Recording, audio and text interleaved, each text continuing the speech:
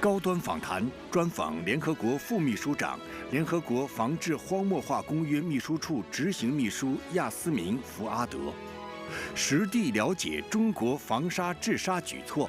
他说 ：“I see a lot that could be brought to the world。”谈及中国荒漠化防治的核心优势，他认为 ：“In any process, if you are exceeding or excelling, you would have a strong political will and a commitment。”赞赏绿水青山就是金山银山理念。他表示 ：“It's very much relevant at all areas。”高端访谈，敬请收看。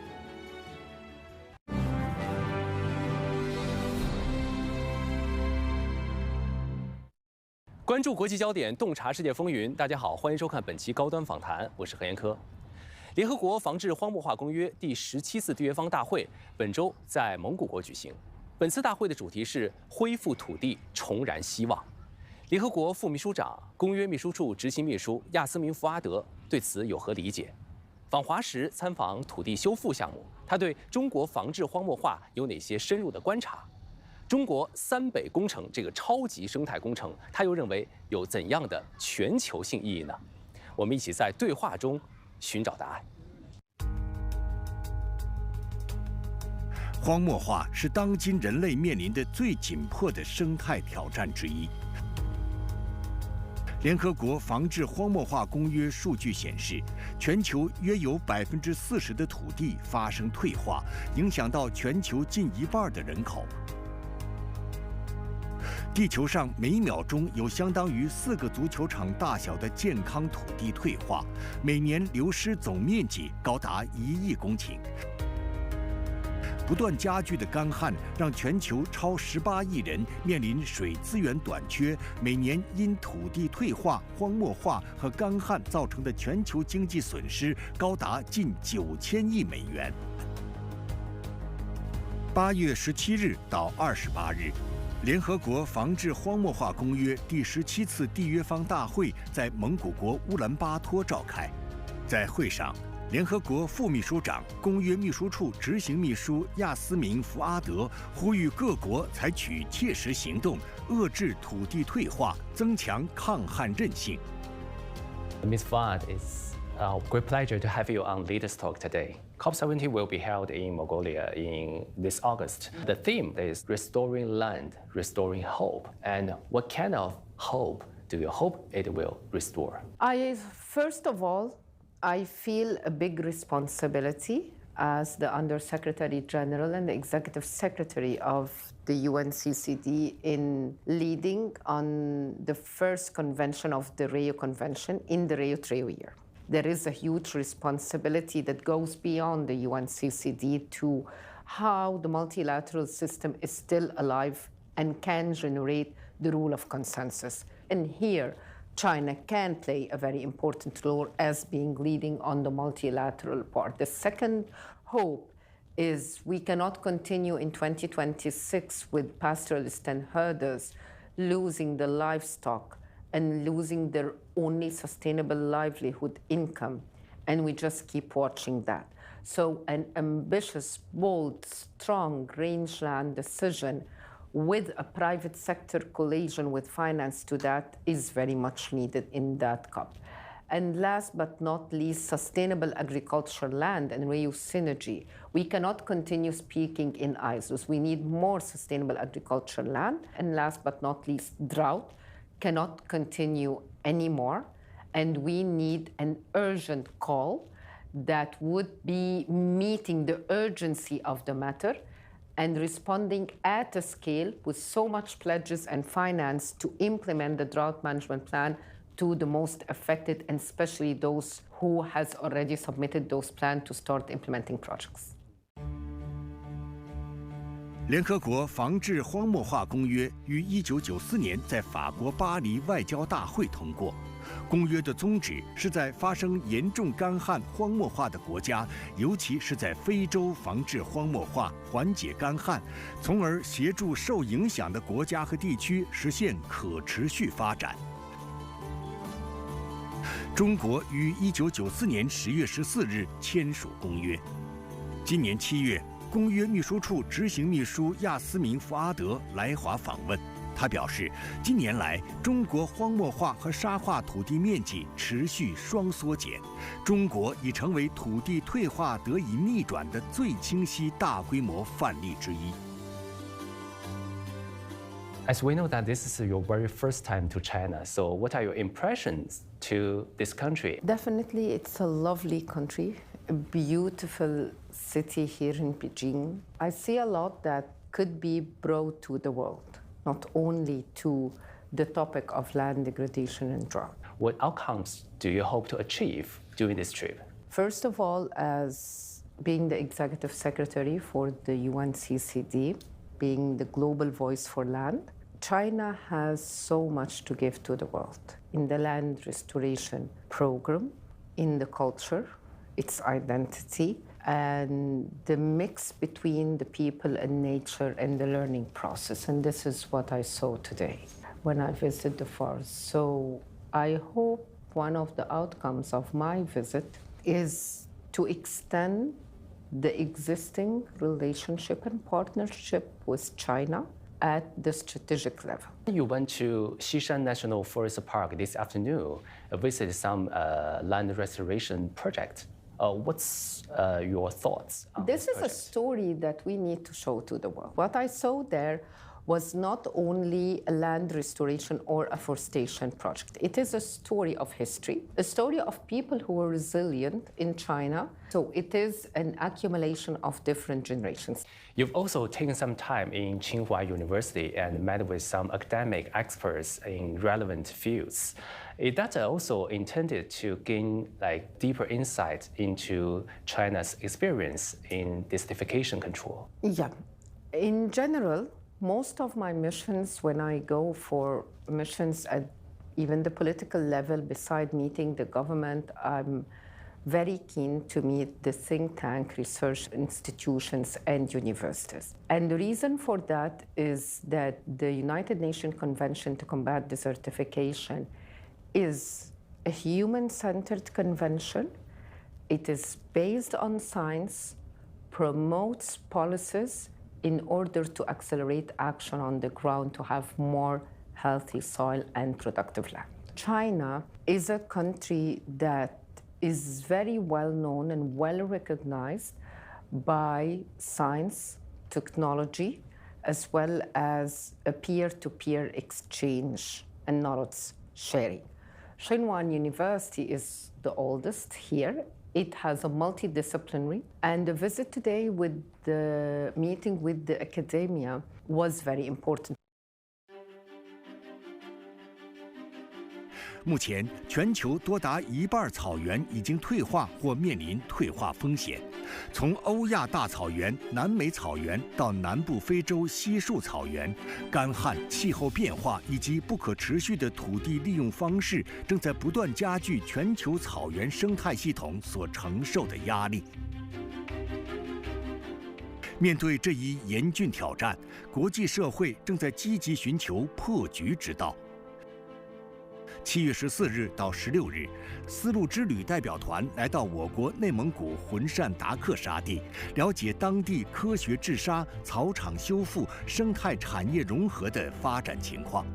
这里曾经是一望无际的荒漠黄沙，而如今取而代之的是层层叠叠的新绿。The UNCCD has launched a global campaign called Silk Road Caravan, and the initiative basically travels through Turkey, Russia, China, Mongolia, Kazakhstan, and etc. What are the objectives of this initiative? The year 2026 has been announced by the United Nations as the International Year of Rangeland and then Pastoralism. And for that reason, together with other partners, we're trying to draw attention to the challenges that is facing the degradation of rangeland in different parts of the world. And that degradation is affecting a livelihood of a very vulnerable community, that is the pastoralists and the herders. And for that reason, we started the Silk Road Caravan to see how they live their life, how they move from one place to the other, and how can we support them more.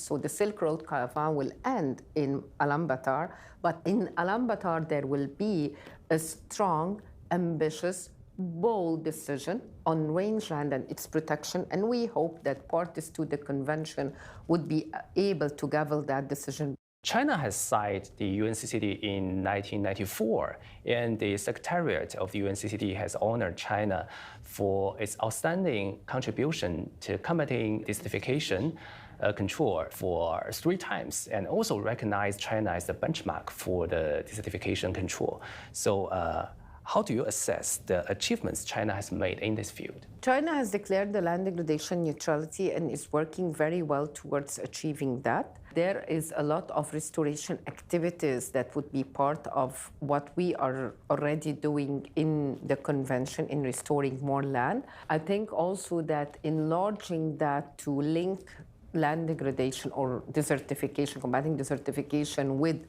the Kimong biodiversity targets, because that is something that came out from China when it was leading on the presidency of COP15 of the biodiversity. But what is missing out is to bring this to the world. China can lead on a South-South cooperation program, and part of my mission here is to present this strategic partnership between NGFA, representing our counterpart to the UNCCD, and the UNCCD in order to open a wide South-South cooperation. Ms. Fada, I'd like to show you a few photos here.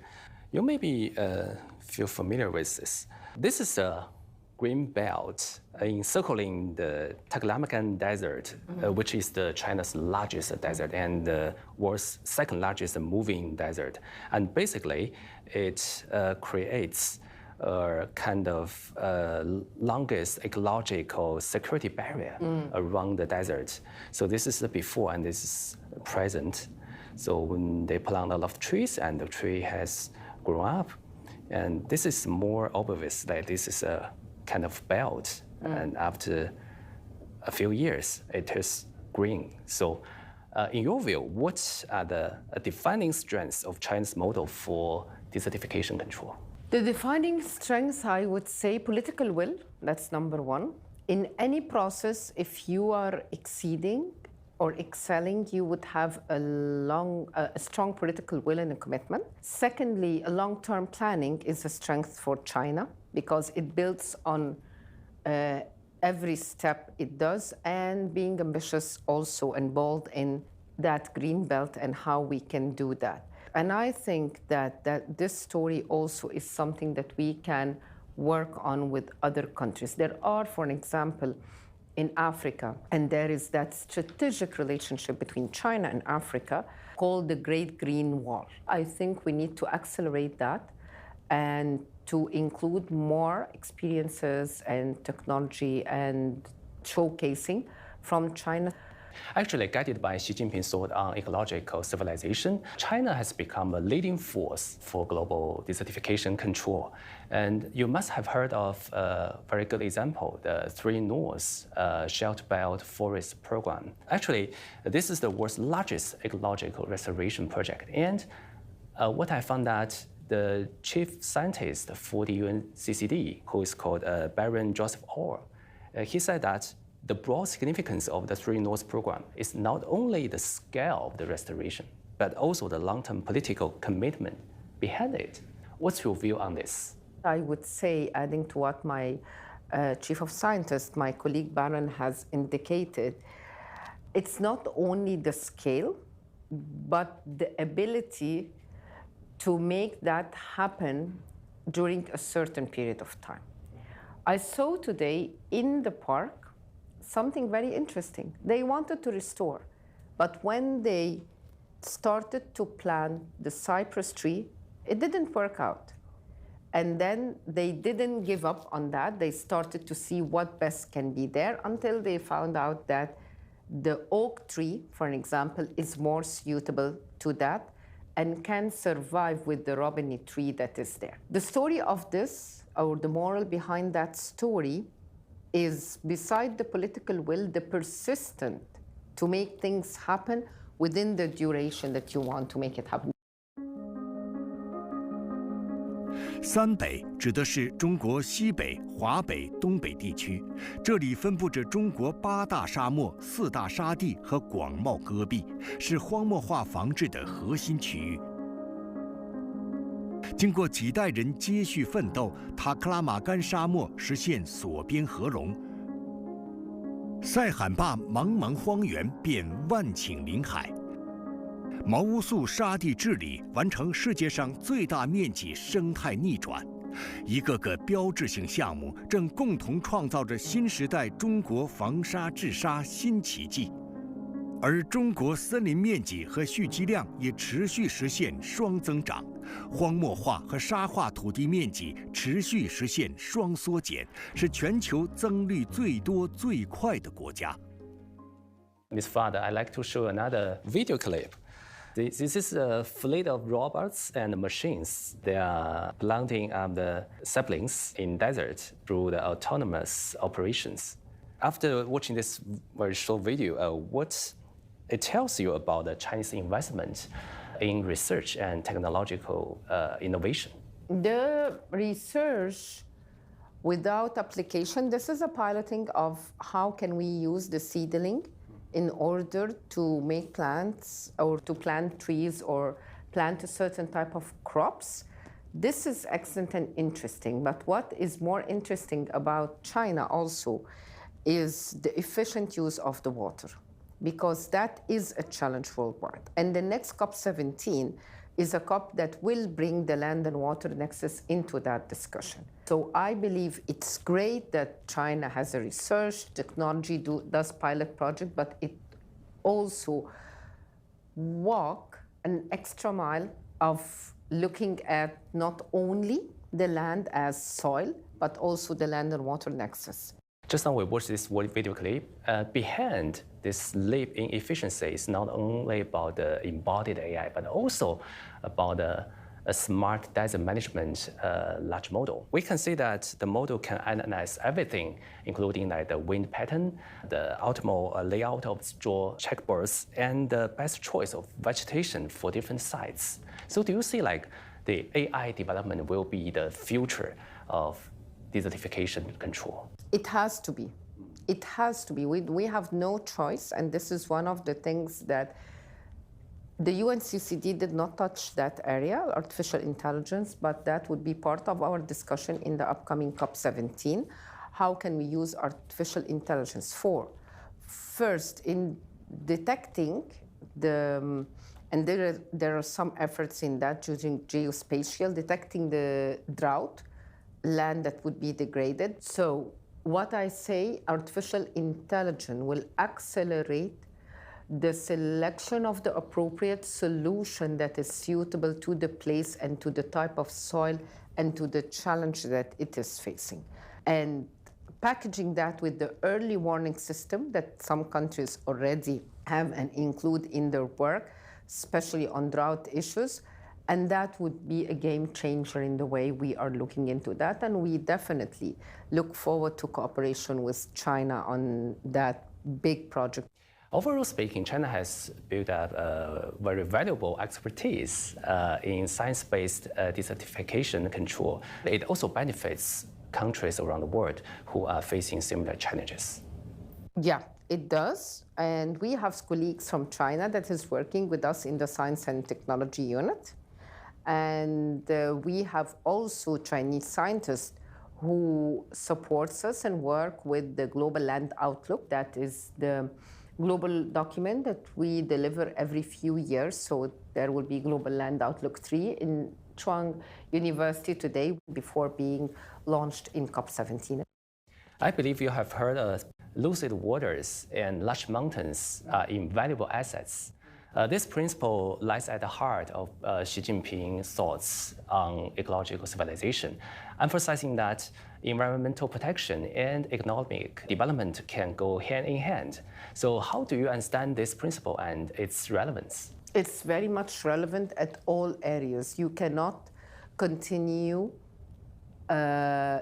degrading natural resources or damaging the environment and expect that you will still gain at the economic development. That principle has already been outdated because you will gain at very short span of time at the economic, but you will lose a lot over a bigger period.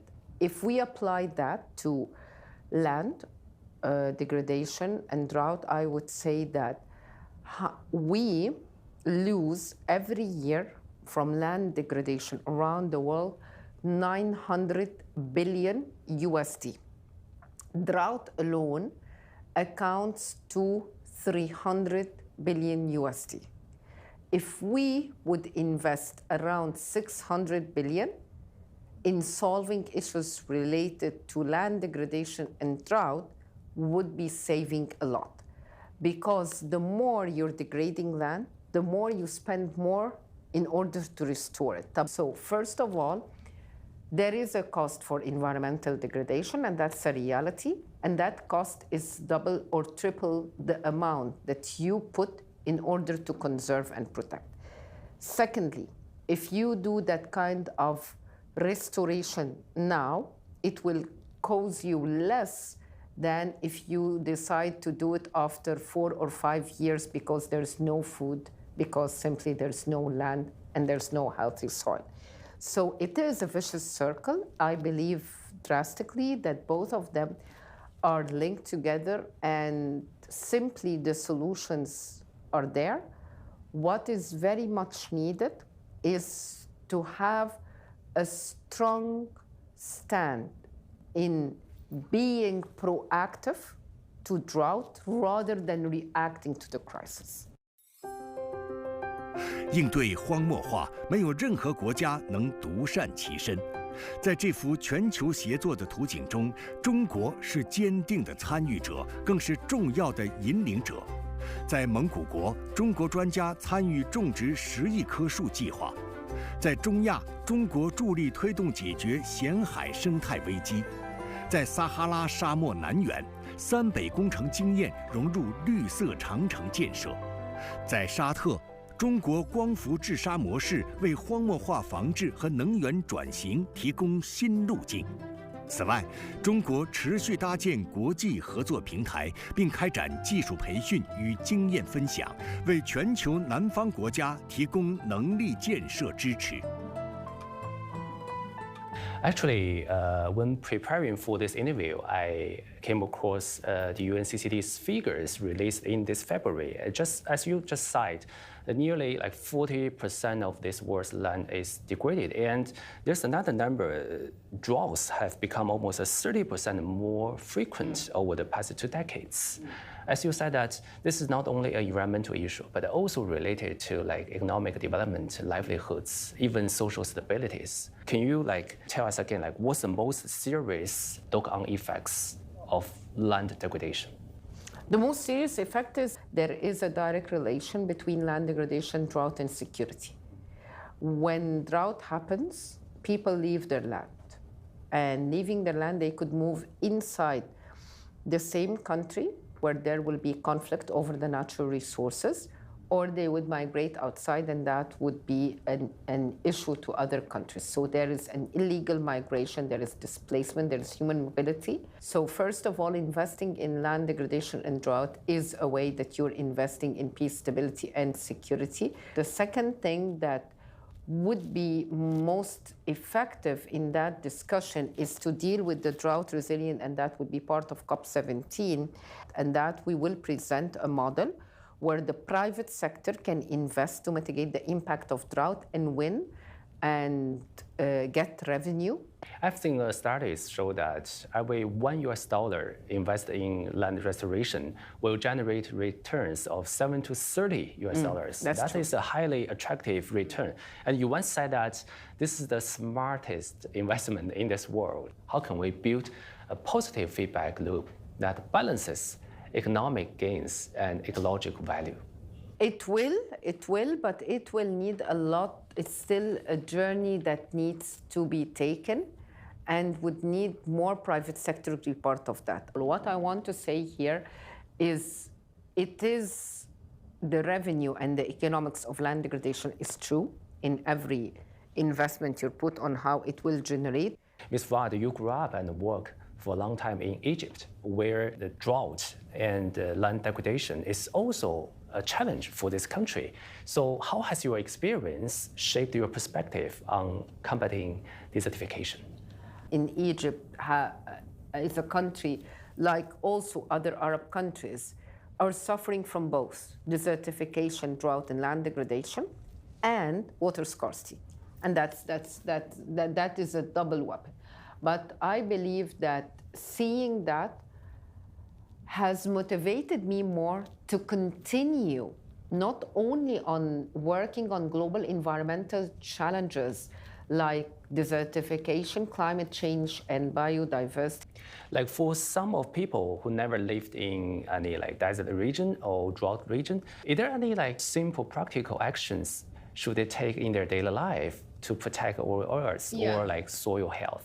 One thing, do not expect that when you have rain, that you will not have drought. The more that you will have rain, you will have drought. So you need to first make sure that you are using water efficiently.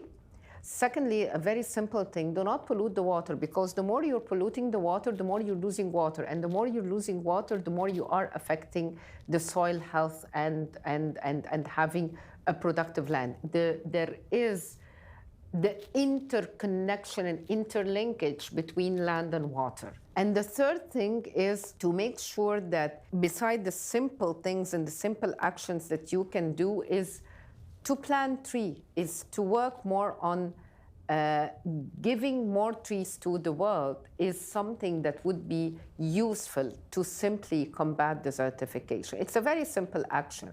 And last but not least, the action that would be really effective is to bring a future generation that is able to respect, to recognize, and appreciate land, and try to benefit from it and not to damage it.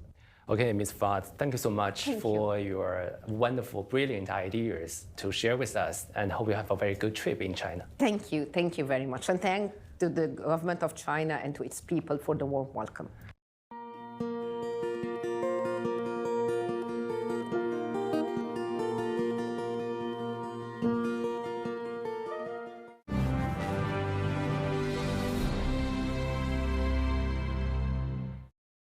在专访中，福阿德表示，中国是全球荒漠化治理的坚定行动者、重要引领者，锁住漫漫黄沙，润泽生命绿洲。在防治荒漠化这场持久战中，中国的绿色发展经验对世界具有重大意义。